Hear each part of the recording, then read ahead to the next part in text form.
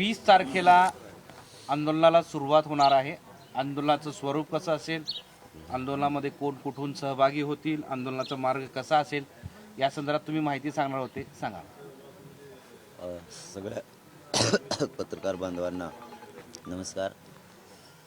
महाराष्ट्रातल्या सगळ्या मराठा समाजाला आपण जो पाठीमागं मार्ग ठरवला होता की मुंबईला आपण आंतरवाली ते मुंबई जाणार आहेत म्हणून पायी, तर त्या संदर्भात आपण टप्पे मुक्कामाचे ठरवले नव्हते की मुक्काम नेमका कुठं कुठं मुक्कामाचं मार्ग कोणचा किंवा गाव कोणचं. तर या संदर्भात मार्ग आपला ठरलेला आहे. मार्ग आपला आंतरवालीपासून गेवराई, पाडळसिंगे, मादळमोई, मातुरी मार्गे, पाथर्डी या मार्गे आपण जाणार होतो. तर आता मुक्कामाचा महत्त्वाचा विषय महाराष्ट्रातल्या मराठा समाजाला सांगणं आवश्यक होतं, ते सांगणं गरजेचं आहे. आपण चालताना आपण असं ठरलं की आपण पहिल्या मुक्कामापर्यंत, म्हणजे निघाल्यापासून पहिला मुक्काम इथपर्यंत कसं जायचं, तर पहिले फक्त आपण कसं चालणार आहेत काय याच्यानंतर सांगतो. पण अगोदर आता टप्पे सांगतो की आपलं मुक्काम कुठं. आपण 20 जानेवारी 2024 रोजी सकाळी 9 वाजता आंतरवालीतून आपण इथून निघणार आहेत. मराठवाड्यातल्या सगळ्या बांधवांनी जे मुंबईला येणार आहेत त्यांनी आंतरवाली लिहायचे. आपण इथून सगळे आपले वाहने घेऊन पायी आपण जाणार आहेत. पहिला मुक्काम आणि कुठून आपण आंतरवालीहून सुरुवात करणार आहे सकाळी 9 वाजता. आपला सकाळी 9 वाजता निघणार. आपलं दुपारचं जेवण कोळगावच्या आसपास होणार आहे आणि संध्याकाळचा मुक्काम मातुरी तालुका शिरूर या डोंगराच्या पायथ्याला पहिला मुक्काम होणार. पुन्हा सांगतो, आंतरवालीहून सकाळी 9 वाजता निघणार. दुपारचं जेवण आपलं कोळगावच्या आसपास होणार आहे, गेवराई तालुका. आणि आपला संध्याकाळचा मुक्काम मातोरीच्या तालुका शिरूर या डोंगर पट्ट्यात तिथं मुक्काम होणार आहे. तिथं आसपासच्या सगळ्या बांधवांनी, आसपासचे शेकडो गावं जे तिथं त्या मुक्कामाच्या ठिकाणी सगळ्यांनी व्यवस्था करा. गावागावातून भाकरी आणि भाजी आणून तिथं जेवणाची व्यवस्था सगळ्या बांधवांची येणार आहेत मुंबईला जाणाऱ्यांची करा. पहिला मुक्काम हा लक्षात आला. दुपारचं जेवण ही कोळगाव या ठिकाणी. आता आपण सकाळी 9 वाजता इथून निघालो तर आपला रूल आता असा ठरला आहे की 12 वाजेपर्यंत साधारण चालायचं. ज्यांना शक्य असेल त्यांनीच, ज्यांना शक्य नाही त्यांनी त्याच्या वाहनात बसून राहायचं. आपण काय पंढरपूरला चाललेलो नाहीत, म्हणून देवाला प्रसन्न करायचं आणि पायी गेलंच पाहिजे. त्याच्यामुळं आपण काय देवाकडे चाललेलो नाही आहेत, आपण आपल्या मागणीसाठी सरकारकडे चाललो. त्यामुळं आपल्याला ज्यांना शक्य आहे चालायचं त्यांनीच चालायचं, त्यांना नसतं बाकीच्यांनी बिंदास्त गाडीमध्ये बसून राहायचं आणि गाडीत चालायचं. 12 वाजेपर्यंत चालायचे रोज सकाळी, दुपारी 12 वाजेपर्यंत, जे निघण्याच्या वेळेपासून. काही वेळेस सकाळी 8ला निघणं होईल, काही वेळेस 7लाच निघणं होईल, काहीला 10ही वाजतील. 12 वाजेपर्यंत चालायचं. तिथून पुढं वाहनाने बसायचं आणि मुक्कामाच्या ठिकाणी जायचं किंवा दुपारच्या जेवणाच्या ठिकाणी जायचं. हे आपलं आता फायनल ठरलेलं, याच्यात कसलाही बदल होणार नाही. दुसरा दिवस 21 जानेवारीला मातोरी ते करंजी आहे. तर सकाळी 8 वाजता आपण त्या मुक्कामाच्या ठिकाणून निघणार आहेत मातोरीहून. आपलं दुपारचं जेवण तनपूरवाडी पाथर्डी यामध्ये होणार आहे. तिथं म्हणजे आपलं तिथं होणार आहे. ते आसपासचे लोक करतील, नाही केलं तर आपल्याला स्वतः स्वयंपाक तिथं तयार करायचा. तनपूरवाडी प्लस पाथर्डी दुपारचं जेवण. आणि मुक्काम होणार आहे करंजी घाट, बाराबाबळी तालुका जिल्हा अहमदनगर. मुक्काम आणि जेवण.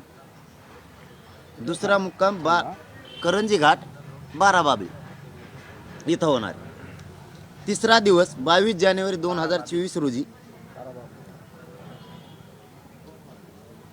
बाराबाबळीतून सकाळी 8 वाजता, म्हणजे करंजी घाटातून पुन्हा 8 वाजता आपली रॅली, आपली पायदिंडी निघणार आहे.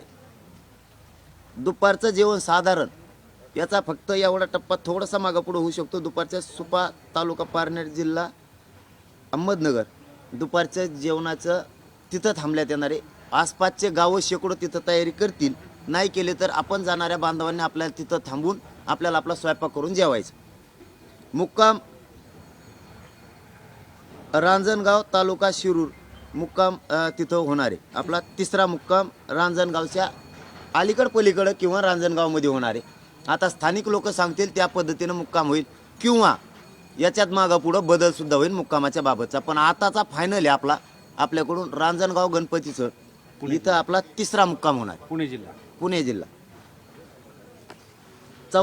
आपला चौथा मुक्काम आहे रांजणगावतून आपण सकाळी 8 वाजता पुन्हा निघायला सुरुवात करणार आहे.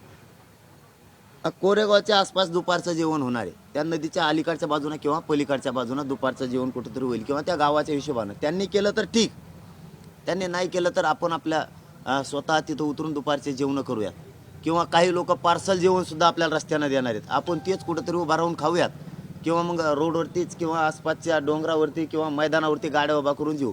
शक्यतो जास्तीत जास्त रस्त्यानं शेकडो गावं आपल्याला पार्सल खायला खूप देणार आहेत. ते खाण्यासाठी जिथं पाण्याची व्यवस्था असेल, जिथं नदी असेल, जिथं पाणी पिण्याची व्यवस्था असेल त्या ठिकाणी आपण जाऊ, तिथं जेवण करू.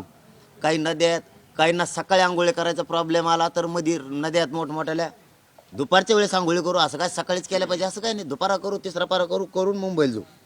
आणि उगाच काही जणांचं म्हणणं होतं 15 किलोमीटरचा टप्पा टाका, काहींचं म्हणणं होतं 20 किलोमीटरचा टाका. आपल्याला 1.5 महिना तर तिथं जायलाच लागेल. आणि काय वेळ द्यायचा सरकारला कशामुळं?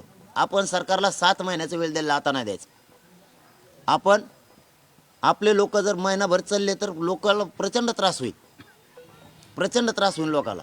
इथून तिथून पायी चालायचं आणि तिथं गेल्यावर काय ॲडमिट करायचे का मुंबईत लोक? त्यांच्या शक्ती तर राहिली पाहिजे बसायला.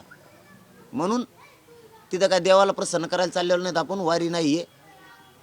12 वाजेपर्यंत चालायचं, 10 ते 12 वाहनात बसायचं, जेवणाच्या ठिकाणी मुक्कामाच्या ठिकाणी थेट गाड्या. एकदम सोपं, दनादन सगळ्यांनी. जे येणार नाहीत त्यांनी वाट लावायची.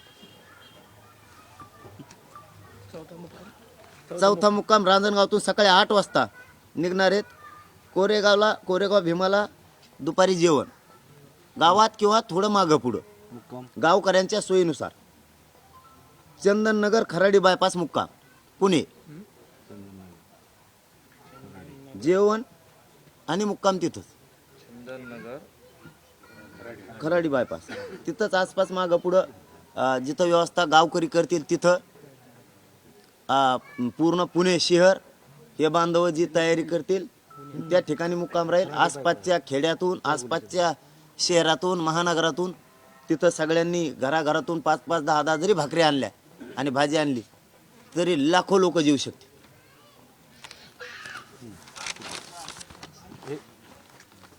पाचवा मुक्काम 24 जानेवारी 2024 रोजी चंदननगरहून सकाळी 8 वाजता निघणार आहेत. दुपारचं जेवण तळेगाव दाभाडी या ठिकाणी. तिथलं आसपासचं अंतर किंवा हे बघून थोडंफार मागं पुढं, परंतु परिसर तोच.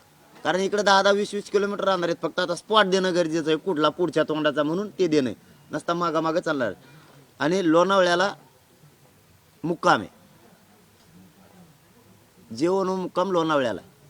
तिथं डोंगर आहे. प्रत्येक मुक्काम डोंगरात आहे, शक्यतो गावात नाहीच. आमच्या वैयक्तिक काही अडीअडचणीमुळे आम्हाला मुक्काम डोंगरात टाकायची वेळ आली आणि ते टाकावं लागणार आहे. काही गावात सुद्धा असणार आहेत, नाही असं नाही. 6वा मुक्काम 25 जानेवारी लोणावळ्याहून सकाळी 8 वाजता निघणार.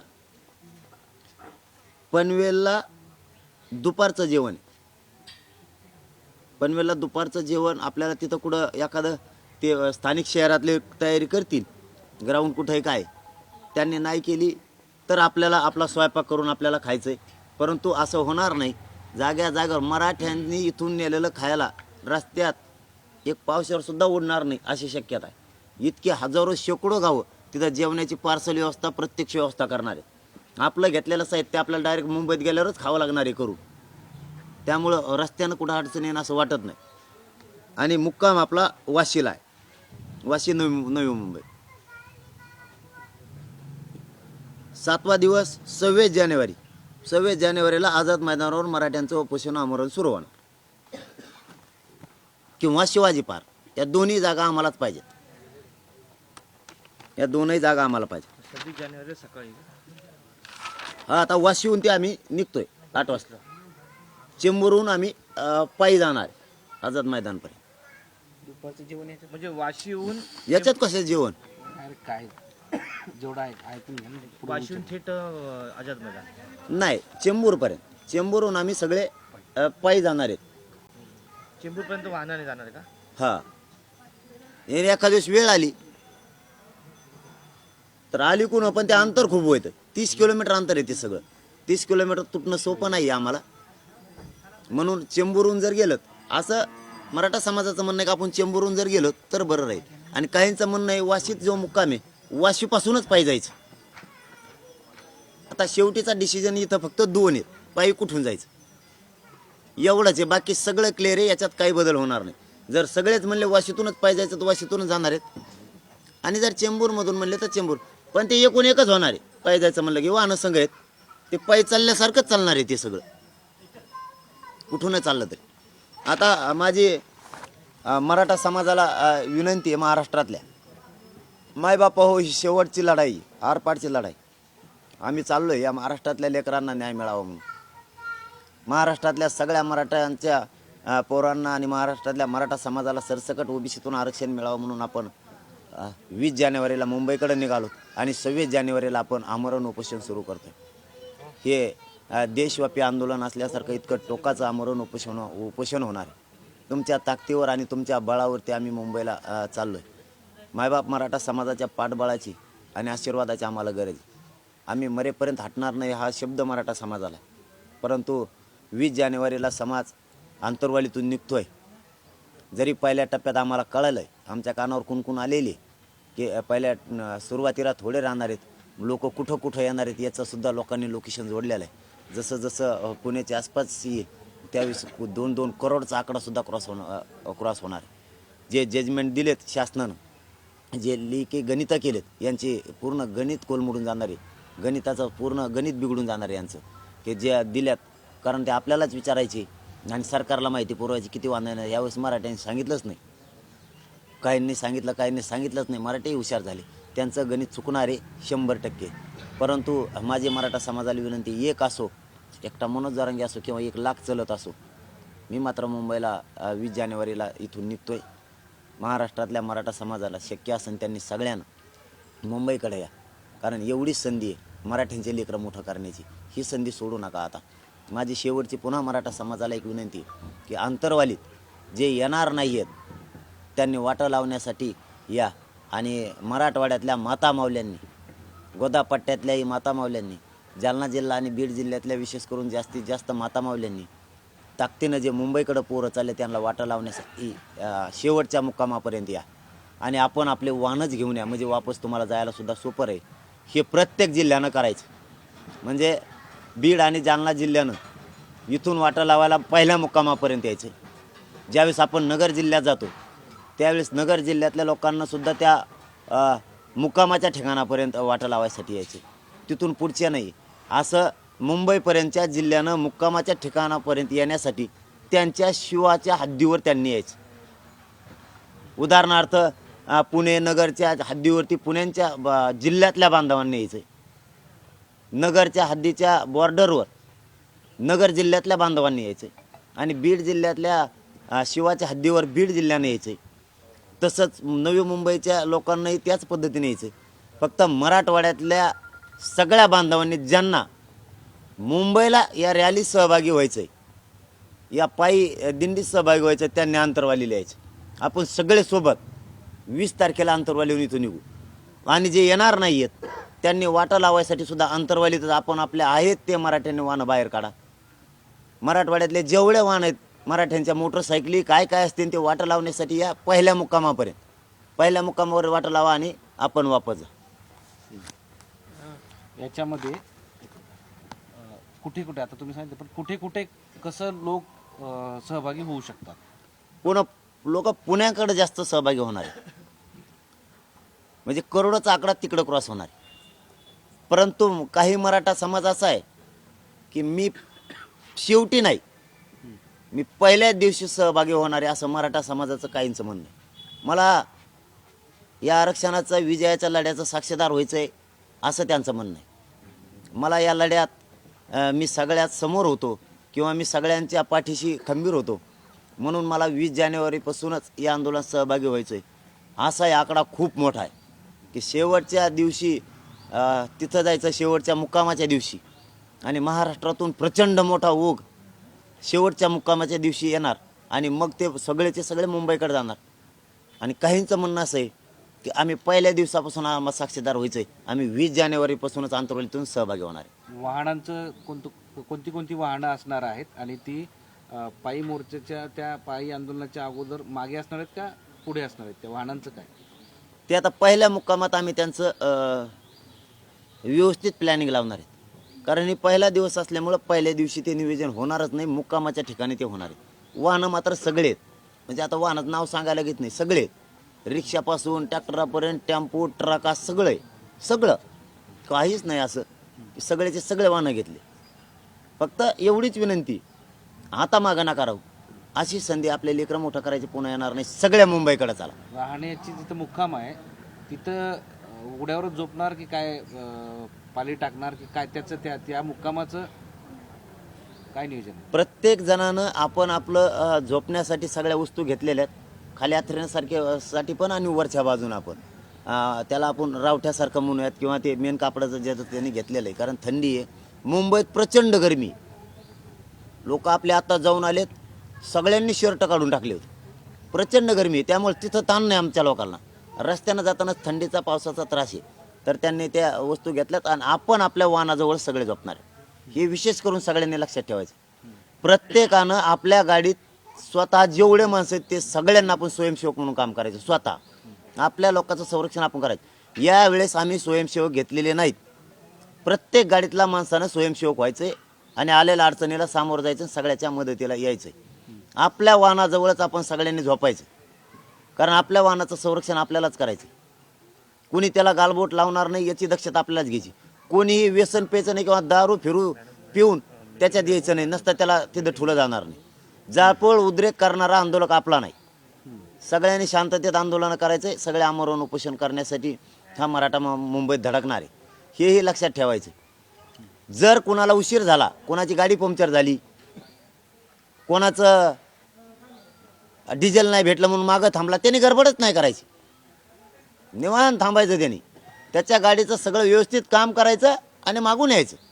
लोक पुढे गेले मग धावपळ, अजिबात धावपळ नाही, एका लाईनीत सगळ्यांना राहायचं. शेवटच्या टोकाचा माणूससुद्धा आंदोलनात सहभागी आहे, 100%. तुमचं श्रेय मराठा समाज कधीच विसरणार नाही. तुम्ही पुढच्या कडीला आहेत का मागच्या कडीला आहे. कोणाला नेता फेता काही बनायचं नाही, इथं जातीला मोठं करायचं. आणि मराठ्यांनी ते हौशी बंद करा. तुमच्या स्वार्थासाठी, तुमच्या प्रसिद्धीसाठी आणि तुमच्या मोठेपणासाठी जर कोणाला असं होत असेल तर त्यांनी शांत राहावं. समाजाचं एकदा कल्याण होऊ द्यावं आणि मग त्यांना काय करायचं ते करावं. मराठा समाजाला पुन्हा एकदा विनंती की आपल्या गाड्यांचं संरक्षण आपल्याला करायचं आहे. आपलं खाण्यापिण्याचं सगळं साहित्य घ्या सोबत. कामं ह्या 2-3 दिवसात उरका. गावाची गावं बाहेर पडा. डॉक्टरांच्या टीम पण आपण काही तयार केल्यात, काही आपण आपल्या गावात असले तर घेऊन या. डॉक्टर पण काही पाण्याच्या आपण व्यवस्था केल्या. तुमच्या गावात टँकर असतील तर घेऊन या, पाण्याच्या टाक्या असतील तर घेऊन या. कोणाकडं ज्या ज्या वस्तू असतील त्या घ्या, कारण इथं कोणी नाही आपली व्यवस्था करणारा समोर. आपली व्यवस्था आपल्यालाच करायची. कोणाकडे जनरेटर असेल तर जनरेटर घेऊन या. कुठं मोटरी जर बंद पडल्या, काही ठिकाणी लाईट गेली तर आपण त्या मोटरी टाकून पाणी मोटरीला जॉईन देऊ. आपण त्याला काय म्हणतात, ते डायनामासारखं असतंय ते घ्या. लाईटच आपण तयार करायचं, लाईट बंद केली की. आणि त्या शेतकऱ्याच्या मोटरीला जर त्याला कनेक्शन दिलं, त्याची लाईट गेल्यास आपल्याला बाहेर पाणी फेकील. ते ज्यांच्याकडे तुमच्या कल्पनेच्या बाहेरच्या ज्या तुमच्या डोक्यात योजना त्या घ्या. असं म्हणूच नका मनोज जरांगे पाटील व्यवस्था करणार आहे किंवा अमुक अमुक करणार आहे. इथं कोणी कोणाला पुरणार नाही आहेत. आपल्याला आपल्याच लोकांची आपल्यालाच व्यवस्था करायची. म्हणून स्वयंसेवक राष्ट्राचे गस्त घालणारे सुद्धा आपण आपलंच व्हायचं, हे लक्षात असू द्या. आणि येताना सगळं साहित्य खाण्यापिण्याचं सोबत घ्या. मात्र पुन्हा पुन्हा सांगतो, आता लेकरासाठी मुंबईला बाहेर पडा, आता घरी थांबू नका. मिळेल ते वाहनं घ्या, पण मुंबईच्या दिशेनं चला. 20 जानेवारीला इथून खूप लोक निघालेत, कारण सगळ्यांना वाटतंय मला या आंदोलनाचं पहिल्या दिवसापासूनचं साक्षीदार व्हायचं. गोदापट्ट्यातला जर विचार केला किती ट्रॅक्टर ॲम्ब्युलन्स वगैरे असं काय आकडा आपल्याकडे आलाय का? नाही नाही नाही, आकडा आता या आकडा घेण्यासारखं वातावरणच नाही. गोदापट्टाने पुरा महाराष्ट्राला आव्हान आहे. गोदापट्ट्याला फक्त भेटी द्यायला गेलो होतो की त्यांच्याकडे गेलो नाही. हे आव्हान महाराष्ट्रातल्या मराठा समाजासाठी.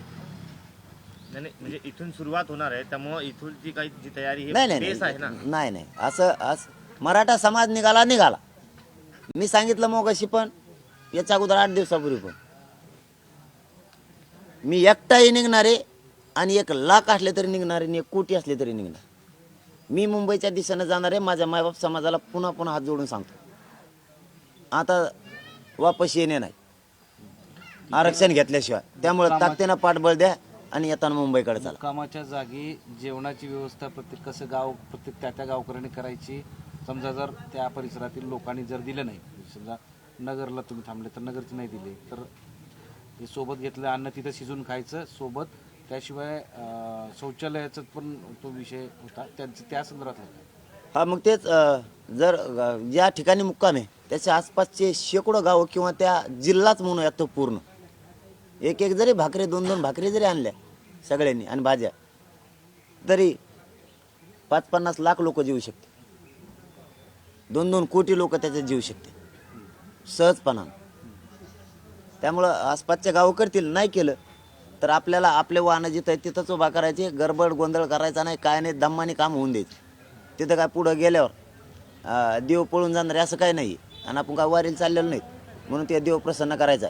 रोज 12 उस्तर चालायचं, गाड्यात बसले की चालले मुक्कामात ठिकाणी. आपल्याला आरक्षणाची लढाई जिंकायची म्हणून तिथं व्यवस्था होतील. नाही झालं तर आपण आपलं जेवण बनवायचं आणि जेवायचं. दादा मला सांगा एक की तुम्ही दिवसभरामध्ये किती किलोमीटर पायी चालणार आहात आणि तुम्ही सरकारकडे या आंदोलनाची परवानगी मागितली होती, ती परवानगी अद्याप तुम्हाला मिळाली आहे का मिळाली नाही? आणि अजून एक त्याला जोडून एक प्रश्न होता की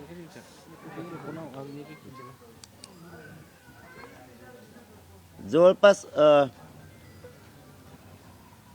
अंतरवाली ते माथुरी 73 किलोमीटर होत आहे. माथुरी ते बाराबाब करंजी घाट 77 होत आहे. बाराबाबळी ते रांजणगाव 79 किलोमीटर होतं. आमच्या थोडंफार मागं पुढं होईन 10-5 किलोमीटर ते. अशा पद्धतीने 90-100 किलोमीटरच्या आसपास प्रत्येक मुक्काम. कारण आम्ही जर 10, 15 आणि 20 किलोमीटर जर चाललो तर आम्हाला किमान 1 महिना लागणार आहे जायला. आणि लोक इतके थकणार आहेत, म्हणजे हे असं होईल की लोकांची हरबड केली, इथून नेले तिथं नेऊन ॲडमिट केले आणि मग आरक्षणात लढायची कशी? त्यामुळं असं डोक्यात आलं, सरकारला वेळ द्यायचा नाही आणि आपण जायला दमलो नाही पाहिजे. आता जर 20 किलोमीटरचा टप्पा टाकला तर ते 600, 550, 600 भरत. 1 महिना कंप्लीट लागणार आहे. 1 महिन्यात आमच्यावरच्या भाकरी संपत्या आणि पिठं संपते इकडंच. नाही पण एक व्यक्ती दिवसाला सरासरी 30 ते 40 किलोमीटर चालू शकतो, फार तर तो ताकदवान असला तर. तो 80 किलोमीटर 70 किलोमीटर चालणार कसा, याचं काय गणित आहे? आम्ही कुठं चालायलो हां काय तिथं का पंढरपूरचं पांढरं हे काय हां म्हणून पायी गेल्यावर प्रसन्न करायचे त्यांना. आता टाइमात दिला नाही 7 महिन्याचा. यांच्याच मान्याप्रमाणे वागायचं का प्रत्येक वेळेस? नाही पण प्रश्न असा आहे का ना, प्रश्न असा आहे की तुम्ही सुरुवातीलाच म्हणाले हा, मग पायी की चाललो ज्यांना ना. शक्य असेल त्यांनी पायी चालायचं, ज्यांना शक्य नाही त्यांनी गाडीत बसायचं. हो. पण पायी जर तुम्ही निघाले हं. तर फार फार तर 30 किलोमीटर 40 किलोमीटर दिवसाला जाऊ शकतो. मला 12 वाजता जेवढं चालता येईल तेवढं चलन मी आणि लगेच इष्टीत बसन, ते गाडीत बसन आणि पुढे जाईन ते मुक्कामात ठिकाणी. आम्ही काय ठेका नाही घेतला यांचं पै जायला. पै गेल्यावर आरक्षण देणार असले ना, मी 24 घंटे उभा नाही राहत. चला चॅलेंज सरकारला स्वीकारत असलेत बघा. 24 घंटे उभा नाही राहत, झोपणार नाही रात्रंदिवस सारखा चलत राहतो. चालल्यामुळे जर ते आरक्षण देणार असले तर मी एकटा येतो. मराठा समाज सुद्धा नाही. इथून मुंबई पोहोच तर थांबत नाही. मी आपला चालत उभाट्यात झोपा. चॅलेंज आहे सरकारला. ही चेष्टा नाही, विनोद नाही, चॅलेंज आहे. मी पोहोचतो. चालल्यामुळे थोडंच देणार आहेत. आम्हाला मुंबईत जायचंय त्याशिवाय देत नाहीत.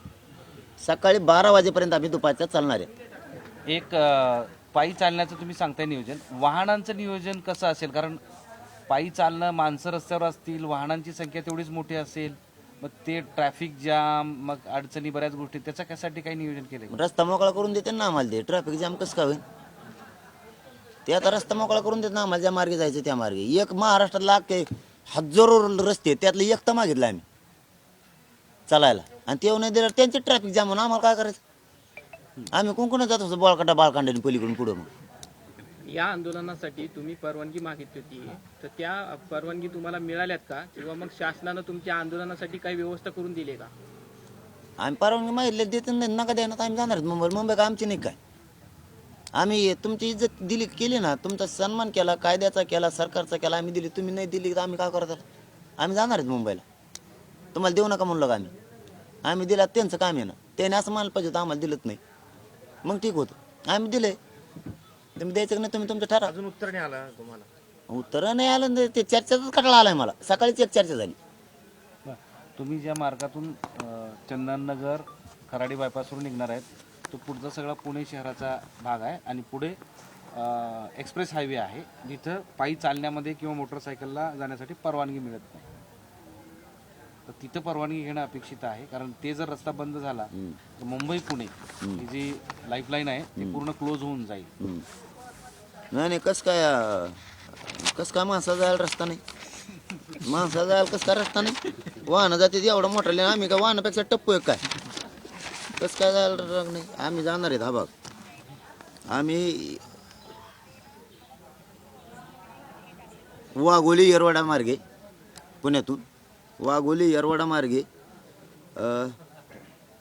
औंध गावातून जगताप डेअरी, डांगे चौका मार्गे, पिंपरी नाही चिंचवड, डांगे चौकातून चिंचवड, देऊ फाटा, देऊ रोड, तळेगाव, वडगाव मावळ, कालीभज आणि मुक्कामाला लोणावळ्याला. म्हणजे आम्ही पुण्यात 2 दिवस आहेत. आम्हाला पुन्हा बघायचं, पुण्यात 2 दिवस आहे. आम्ही व्यावहारिक कसे तयार केलेत, कसं काय जाऊन देत नाही ते काय ते कुंकड कोणत्या बोळकांना घुसता येते. हा? आणि मग कसं काढलेत बोळे आम्ही रस्त्या, नाही काय इकडून एकलाच रस्ता आणि इकडून तिसराच काढला. दाखवा. ती काय थांबा ना, आमका टाईप करून आणून द्या ना, तुम्ही आधीच काढी ना सगळं. हे काय इकडून नाही इकडून हा बघ इकडून एक हे. मग ओके. दुसरं, आता हे सगळं नियोजन झालं, पण सरकारच्या वतीनं सुद्धा तुम्हाला अजूनही आज सकाळी आलेले होते, त्यामुळे होप्स आहेत की आता तुम्ही 20 तारखेला जायचंच म्हणून महाराष्ट्रातल्या मराठ्यांना आवाहन करता? 100% मुंबईला जाणार सगळा मराठा समाज. लेकरू म्हणून चाललोय, पाठीशी उभा राहा एवढीच माझी मराठा समाजाला हात जोडून विनंती. आरक्षण घेण्यासाठी जातोय आणि सगळा मराठा समाज सुद्धा सोबत येणार आहे. जे पोरं मुंबईकडे जाणार आहेत त्यांच्या पाठीशी मराठा समाजानं ताकदीनं उभा राहा. तिकडे जर पोरांना काही त्रास झाला तर इकडच्या माता मावल्यांनी आणि राहिलेल्या लोकांनी इकडच्या मंत्र्याच्या आणि आमदाराच्या घरालाही वेळा टाकून बसायचं शांततेत. यापूर्वी तुम्ही या आंदोलनाच्या संदर्भात निर्माण उद्भवणारे धोके किंवा अडचणी या संदर्भात सांगितलेलं होतं. डिझेल पेट्रोलचा विषय सांगितला होता, किंवा कोणीतरी मध्ये घुसण्याचा प्रकार करेल, काहीतरी त्रास देईल. त्याच्यानंतर महिला सुरक्षेचा विषय आहे. या संदर्भात सगळं तुमचं नियोजन काय? त्याचा आमचे लोक आमच्या नजरेनं लक्ष ठेवणार आहेत बारकाईनं.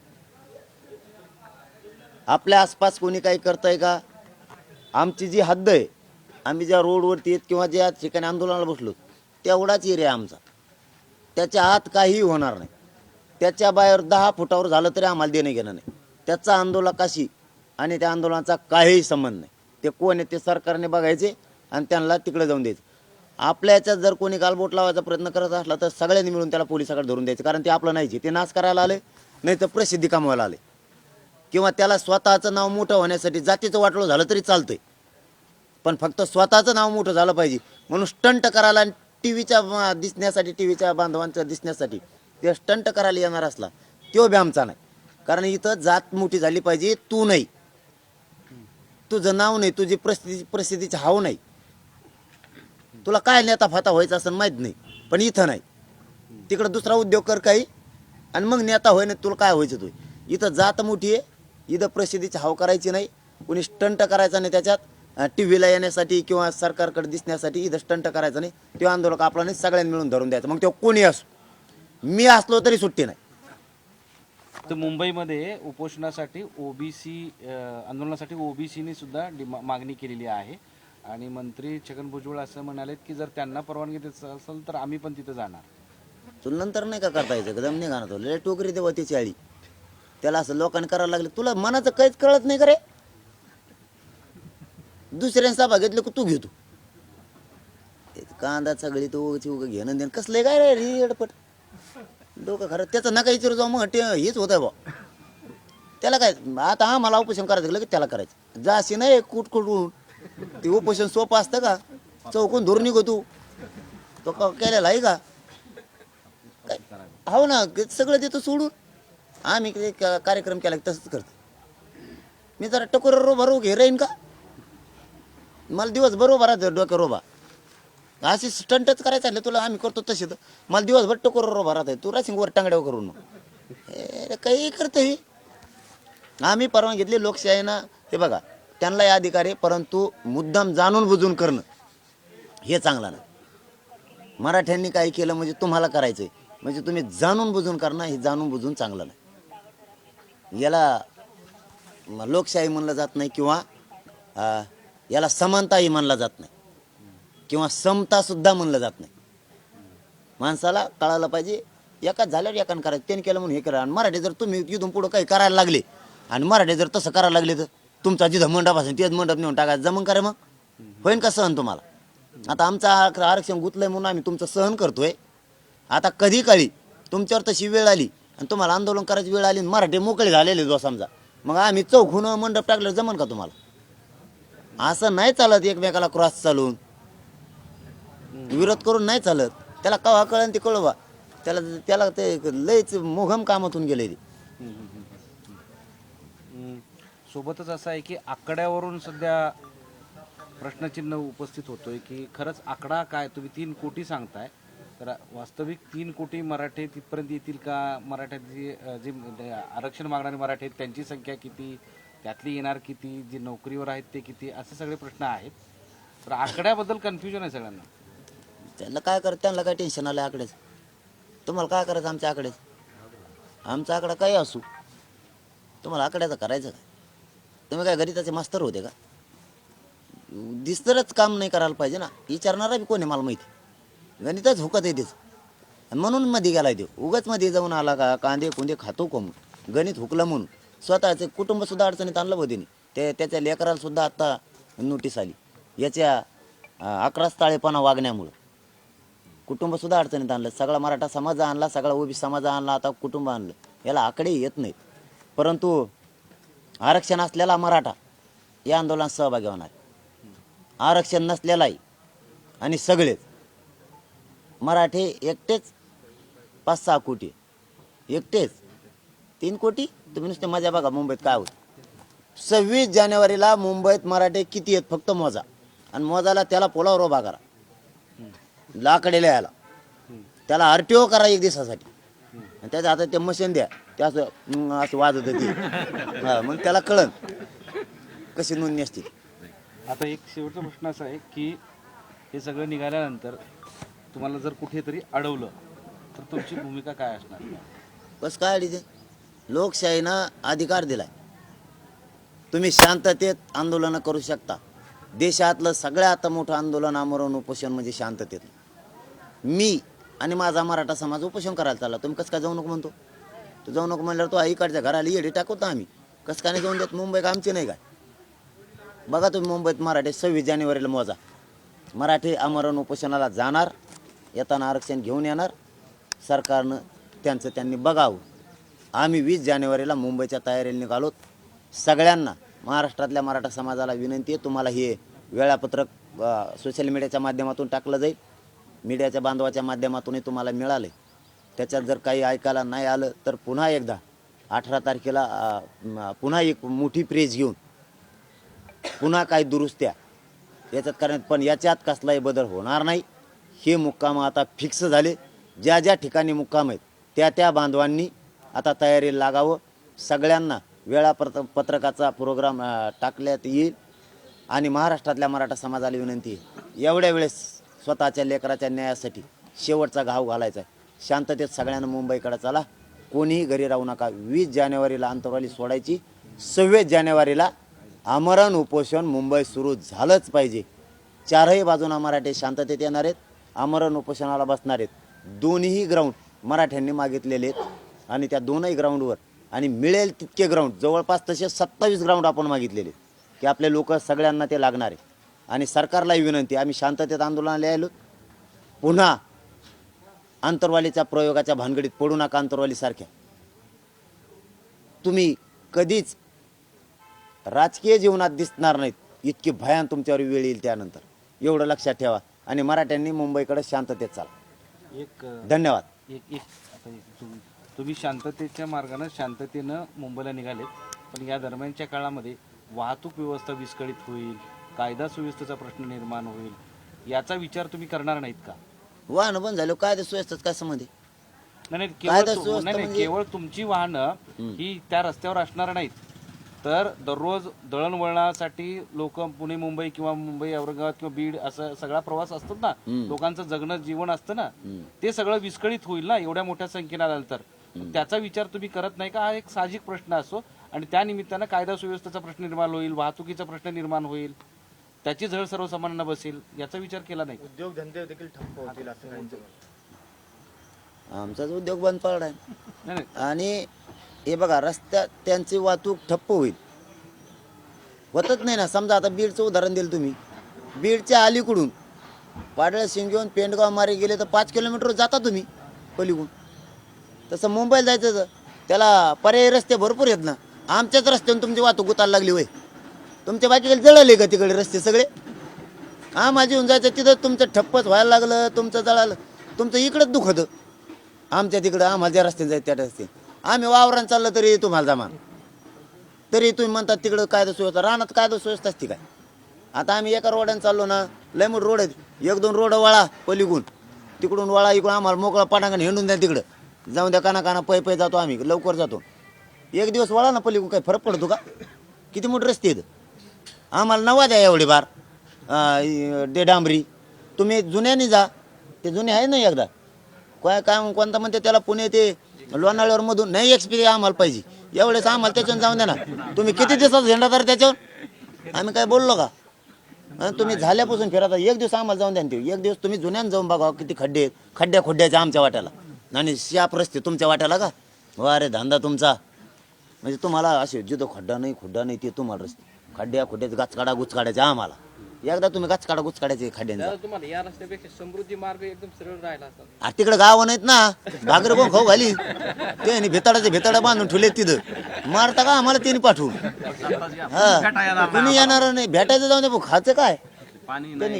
इकडं आमचे लोक खाऊ घालतात. एक दिवस रस्ता बंद राहिले काय प्रॉब्लेम आहे? बंद नाही, त्यांनी दुसरीकडून वळावं तिकडून पलीकडून. आता समजा आंतरवाली तुम्ही आला का नाही, इथून मग आंतरवालीला पलीकडून एक रस्ता आहे, थोडं लांबपर्यंत 1.5 किलोमीटर. सरकारला काय जमाना का तेवढं पलीकडून नाही करा मन रस्ता आम्हाला यूज तर दुसरा.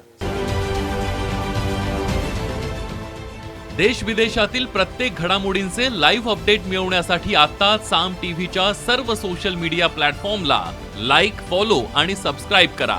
तसंच सर्व नोटिफिकेशनसाठी बेल आयकॉन प्रेस करायला विसरू नका.